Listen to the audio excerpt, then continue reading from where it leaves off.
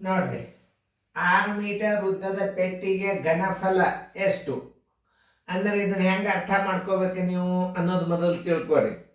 ಯಾಕಂತಂದ್ರೆ ಇದು ಒಂದೇ ಅಳತೆ, ಒಂದೇ ಉದ್ದ ಅಂತಂದ್ರೆ ಅಗಲ ಕೊಟ್ಟಿಲ್ಲ, ಎತ್ತರ ಕೊಟ್ಟಿಲ್ಲ ಅಂದ್ರೆ ಇದು ಘನಾಕೃತಿಯ ಘನಫಲ ಅಥವಾ ಚೌಕಾಕಾರದ ಘನಫಲ ಅದ ಅಂತ ತಿಳ್ಕೊಬೇಕು. ನೋಡಿ, ಘನದ ಘನಫಲ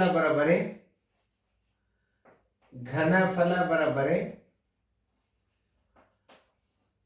ಭುಜ ಗುಂಡ್ಲೆ ಭುಜ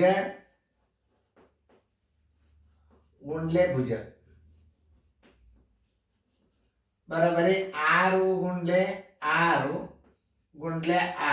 ಬರೋಬರಿ 216. ಮಾನಿ ಅನ್ನೋದು ನೋಡ್ರಿ ಮೀಟರ್ದಾಗದ ಅಂದ್ರೆ ಘನ ಮೀಟರ್ ಅಂತ ಬರಿಬೇಕು.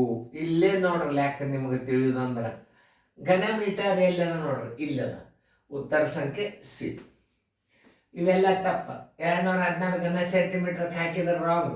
36 ಘನ ಅಂದ್ರೆ ಇದು ವಿಸ್ತೀರ್ಣ.